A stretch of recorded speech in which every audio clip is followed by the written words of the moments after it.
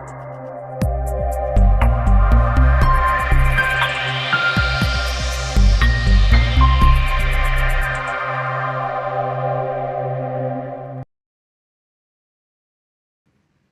शिवाय दोस्तों, स्वागत है आपका हमारे चैनल वर्ल्ड ऑफ हैप्पीनेस में। दोस्तों, बड़ी ही प्रसन्नता की बात है कि आज से माँ के नवरात्रे शुरू हो चुके हैं और आज के इस उपलक्ष्य में मैं आपको कुछ बताना चाहता हूँ कि नवरात्रों का महत्व क्या है एक साधक के जीवन में। एक साधक के जीवन में नवरात्रों का जो समय होता है वो सबसे उत्तम माना जाता है। साल में 2 बार ये समय आता है। हमारे जितने भी ऋषि मुनि थे, जिन्होंने भी ये प्रथा बनाई नवरात्रों के 9 दिन, और जो 10वां दिन होता है वो अष्टमी के बाद जो नवमी का दिन होता है, और उसके बाद विजयदशमी जब आती है, हमारे ये जो इस वक्त दशहरे के समय के जो नवरात्रे होते हैं। विजयदशमी एक जो त्योहार हमारे देश में मनाया जाता है, ये बाहरी केंद्रों से, बाहरी पॉइंट ऑफ व्यू जितने भी हैं इसके, भगवान राम और सीता, रावण एंड ऑल, जो कुछ भी है, परंतु अध्यात्म में हमने जो इसके बारे में पढ़ा है और हमने जो इसके बारे में समझा है वो ये है कि 9 दिन का जो ये समय होता है, ये बहुत ही जबरदस्त समय होता है एक साधक के जीवन में। और इस समय जो ब्रह्मांड की जो ऊर्जा होती है बहुत ही जबरदस्त होती है, और ये समय जो है वो शक्ति साधना के लिए सर्वश्रेष्ठ माना जाता है। अब यहाँ एक बात आती है दोस्तों, क्या किसी इंसान की इतनी क्षमता है कि वो शक्ति को साध सके? शक्ति यानी कि पावर, ऊर्जा, इसका नाम ऊर्जा भी है, एनर्जी भी है, वही शक्ति है माँ आदि शक्ति। और उसको आदि शक्ति माँ क्यों कहा गया? क्योंकि ये जो पूरा संसार जब निर्मित हुआ तो उसके लिए शक्ति की जरूरत पड़ी। आज आपका भोजन भी जो पकता है तो वो शक्ति, एनर्जी के बिना जो है आपका भोजन नहीं पक सकता। एनर्जी के बिना कोई संसार का कोई भी कार्य नहीं पूरा हो सकता। तो इसलिए जो है वो शक्ति को जो है, जो एनर्जी जो है, जो ऊर्जा जो है, उसे माँ का दर्जा दे करके माँ के नाम से उसको पूजा जाता है। और माँ का एक दिव्य स्वरूप हम चित्रण में देखते हैं। भगवान माँ अष्टभुजी है, कहीं माँ का काली स्वरूप है, कहीं माँ का जो है श्री विद्या का स्वरूप है, कहीं माँ का तारा का स्वरूप है। अलग अलग शस्त्र है माँ के हाथ में। और वही माँ एक जगह पे सरस्वती का स्वरूप लेती है। इतना या देवी सर्वभूतेषु शक्ति रूपेण संस्थिता, नमस्तस्यै नमस्तस्यै नमस्तस्यै नमो नमः। यानी कि जब हम माँ से, उस शक्ति से जब हम प्रार्थना करते हैं तो हम इस भाव से माँ से प्रार्थना करते हैं कि आप हमें शक्ति रूप में हमारे को प्राप्त करें, हम जो हैं आपको माँ शक्ति रूप में प्राप्त करें। तो ये माँ से प्रार्थना की जाती है। ऐसे ही माँ से अलग अलग जो है, माँ की शक्ति के जो अलग अलग रूप हैं, उन रूपों में माँ से प्रार्थना की जाती है। अब शक्ति के कितने सारे रूप हमारे शास्त्रों में बताए जाते हैं। यहाँ पर अब जो कंसेप्ट शुरू होता है साधना का, पहली बात तो दोस्तों ये समझने वाली है कि शक्ति को कभी उसकी कृपा के बिना साधा नहीं जा सकता। और कोई भी इंसान जो है मंत्रों के दम पर कभी भी माँ को अपने वश में नहीं कर सकता। शक्ति इतनी प्रबल है। माँ जब जागृत होती है तो हमारे गुरुदेव बताते थे कि सबसे पहले जो है मधु कैटभ का मर्दन होता है। मधु कैटभ कौन है? जो राक्षस 2 बताए गए, मधु और कैटभ, तो वो एक जो हमारे ये जो 2 कान है ना, यहीं पे हमारे मधु कैटभ विद्यमान है। मधु होता है जो हम किसी से, कोई हमारी तारीफ करता है, प्रशंसा करता है ना, तो मधु यानी कि शहद मीठा लगता है सुनने में। तो जब माँ जागृत हो जाती है तो हमें अपनी तारीफ अच्छी लगनी बंद हो जाती है। यानी कि कोई व्यक्ति जब हमें बताता है, यार आप तो बहुत महान हो गए हो, आपकी तो इतनी शक्ति जागरण हो गई है, आपकी कुंडली जागृत हो गई है, कोई आपको गुरुदेव कर करके बुलाते हैं लोग, है ना, तो आपके भीतर से उस तारीफ का कोई मूल्य नहीं रह जाता, उसकी वैल्यू बिल्कुल 0 हो जाती है। उसका कारण क्या है? क्योंकि जो आप स्वयं हो, आपने उतना ही तो जाना है। अब आपने वो जान लिया है और आपको कोई तारीफ कर रहा है। अब या तो किसी को प्राप्त नहीं हुआ, केवल उसने वस्त्र धारण कर रखे हैं और ढोंग दिखावा जो प्रकार का जो करते हैं कई लोग। आज आप देखते ना, कहीं पर कोई कथा वगैरह, कोई कीर्तन होता है, कोई सत्संग होता है, पहले वहां पे बहुत से फूल मालाएं चढ़ा करके उनको स्वागत करते हैं। एक डेढ़ घंटा तो अगर कथा अगर कहीं शुरू की जाती है तो आजकल के संतों को जो है उसी में अपनी मान बढ़ाई प्रशंसा करवाने में ही जो है 1-1.5 घंटा तो कथा का उसी में बीत जाता है। यानी कि कुछ प्राप्ति नहीं होती और उतना ही समय बर्बाद हो जाता है। और फिर बताएंगे हाँ भाई फलाना व्यक्ति जो है इतने पैसे दे करके जो है हमारी संस्था को इतने पैसे दे रहा है, फलाना व्यक्ति इतने पैसे दे रहा है, ऐसे ऐसे नाम बोलते हैं। बड़ी बड़ी उनको जो है पदवियों से सम्मानित किया जाता है, फूल मालाएं हार चढ़ाते हैं, उनके बहुत बढ़ चढ़ के नाम लिए जाते हैं।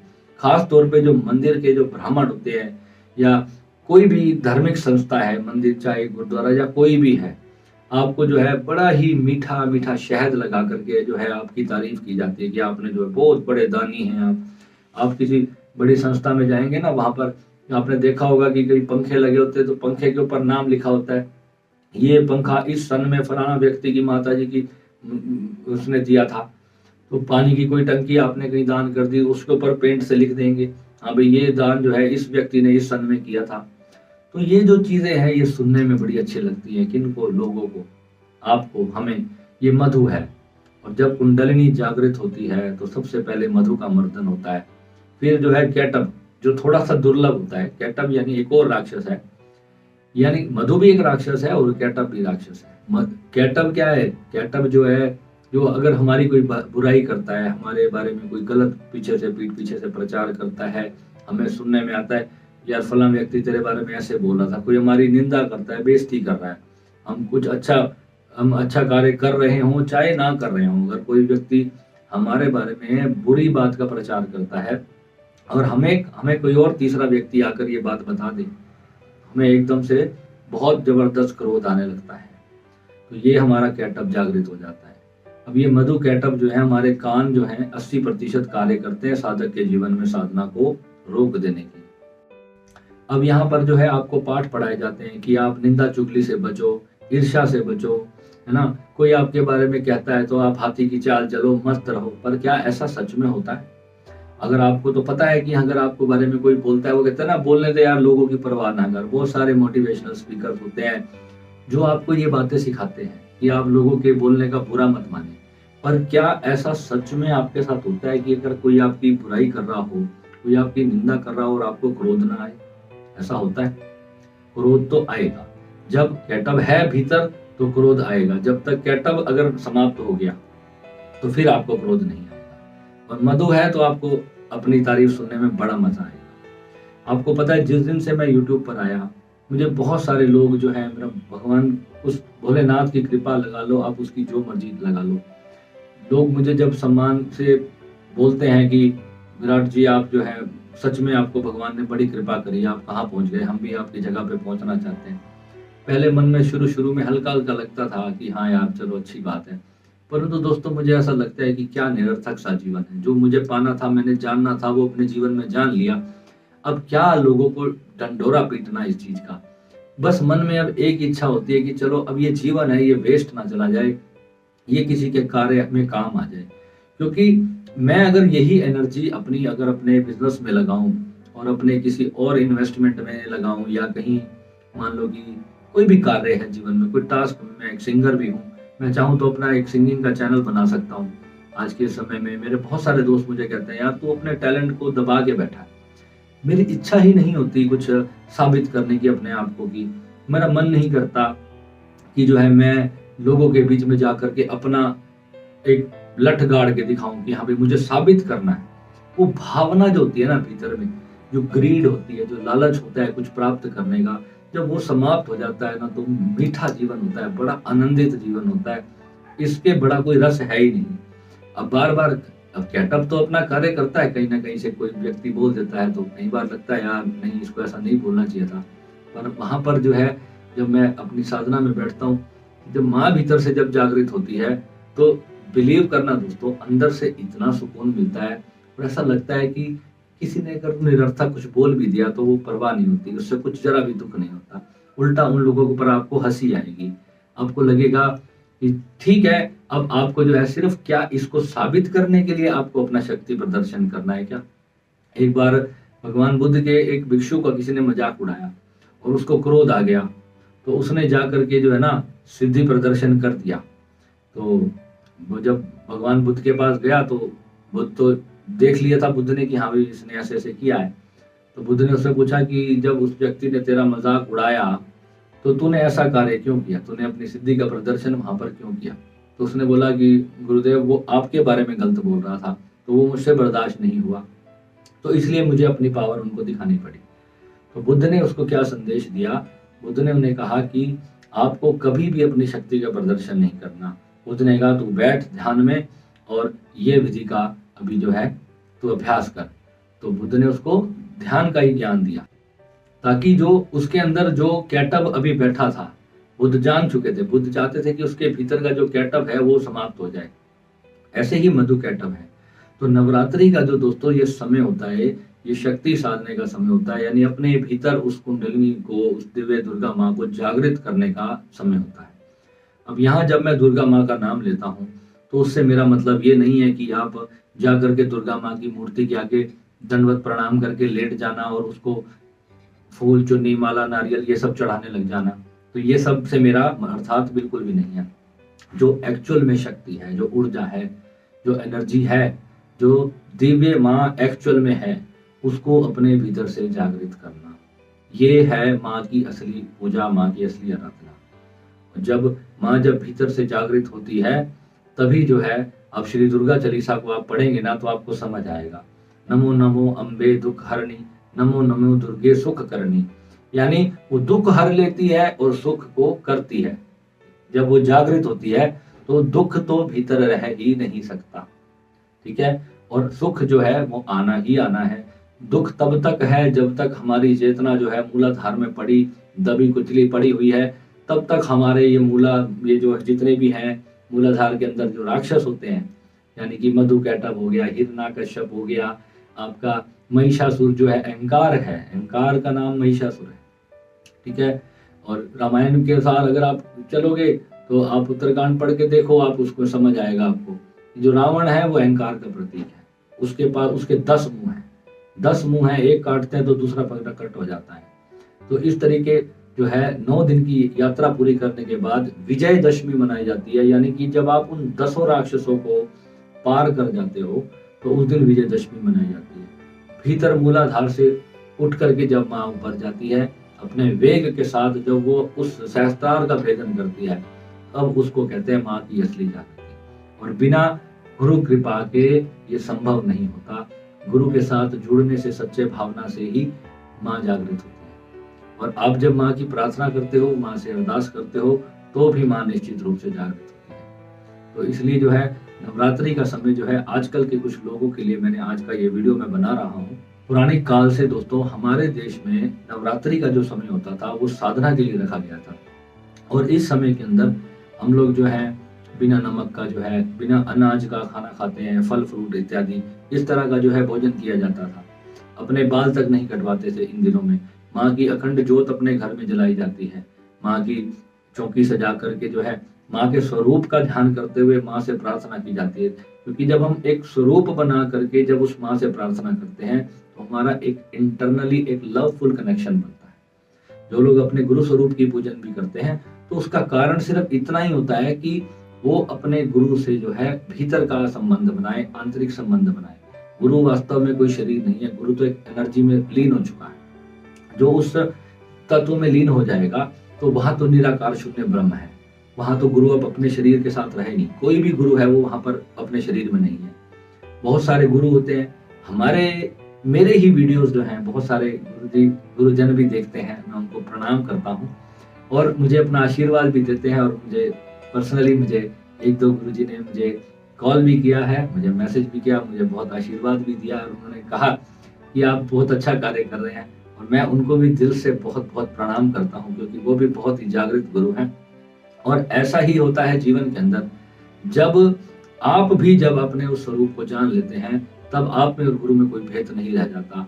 यानी कि गुरु एक नाम है कि आप गु यानी अंधेरा, रू यानी कि रोशनी, यानी आप जो भटके हुए हैं अपने अंधकार से बाहर आना, तो वही आपका जो है एक साथी लगा लो, भाई लगा लो, मित्र लगा लो। तो इस तरीके से हमें जो है गुरुओं ने ही बताया है कि ये नवरात्रि का जो समय होता है ये हमारी दिव्य साधना को जागृत करने का समय होता है। और इन दिनों में जितने भी परहेज रखे जाते थे, यानी कि जो स्त्री पुरुष होते थे वो एक कमरे में एक बेड पर भी नहीं सोते थे।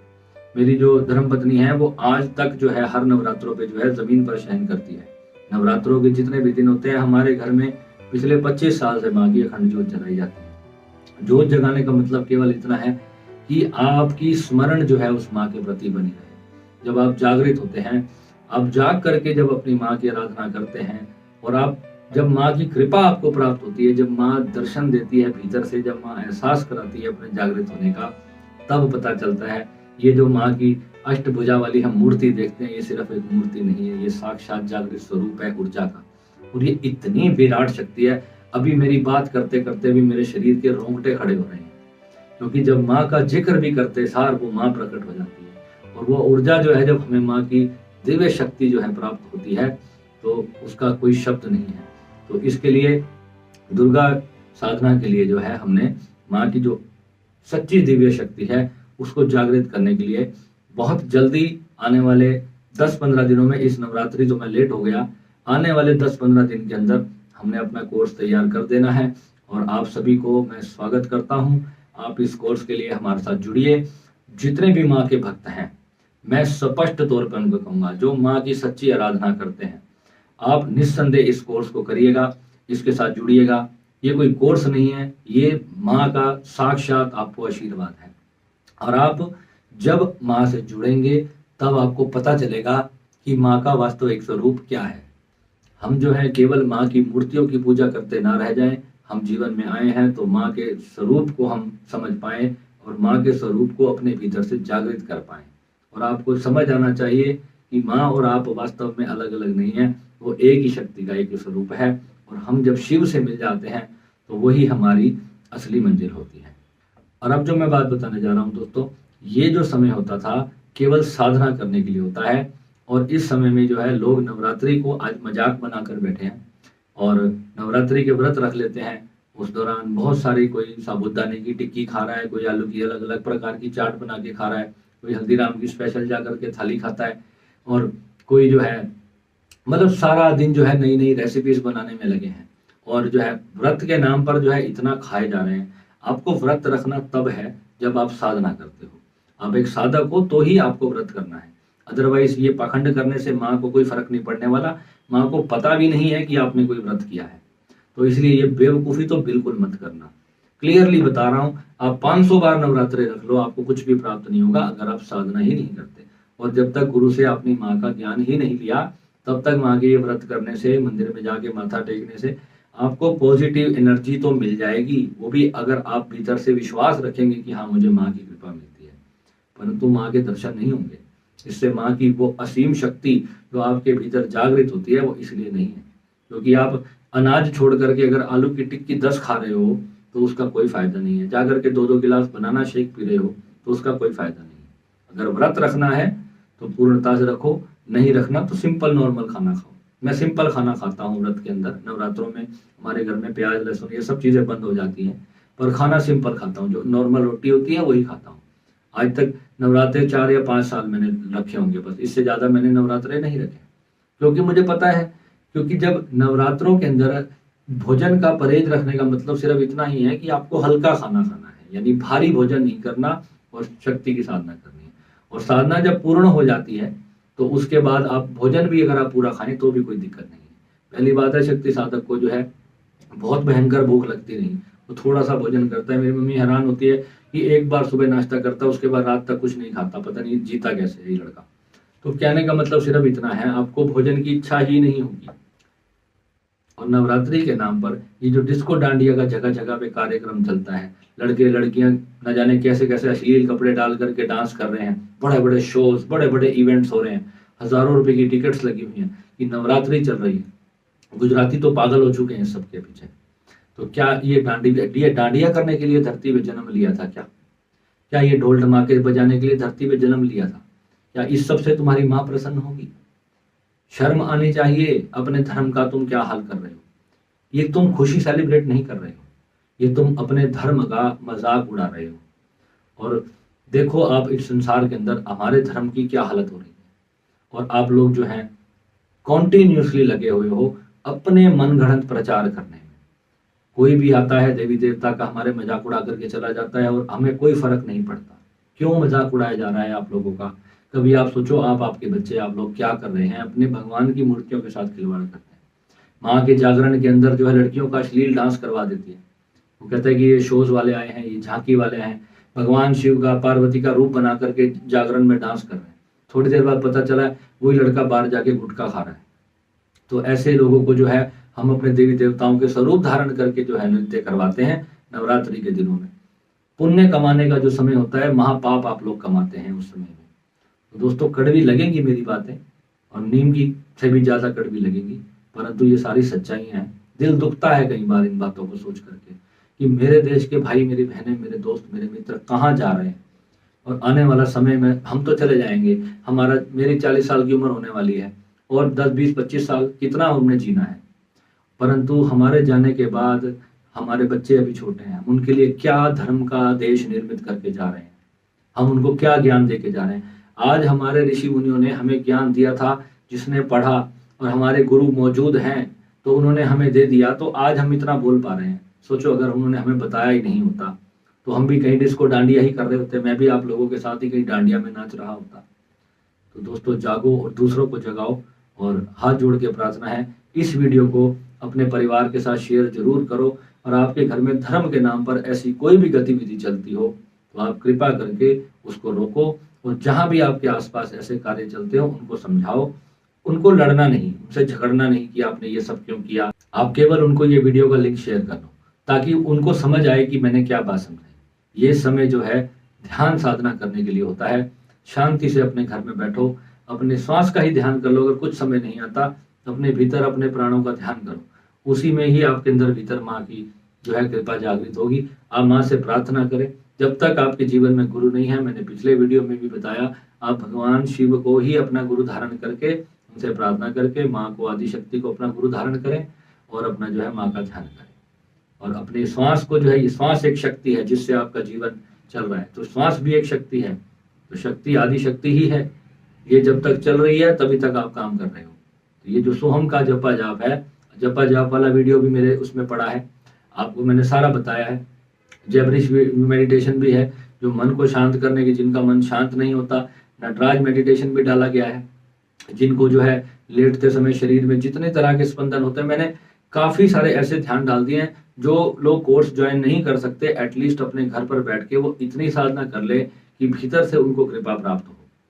तो इसलिए मैं जितना हो सकता है यूट्यूब पर अपने माध्यम से डाले जा रहा हूँ और आपको जो भी सच्चाई है वो समझाना चाहता हूँ।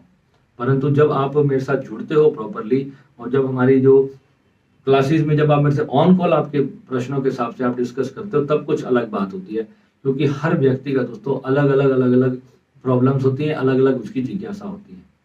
ठीक है, तो आप इस वीडियो को ज़्यादा से ज़्यादा लोगों को पहुँचाएं। नवरात्रि की आपको बहुत बहुत शुभकामनाएं वर्ल्ड ऑफ हैप्पीनेस परिवार की ओर से। नमः शिवाय। जय माता दी।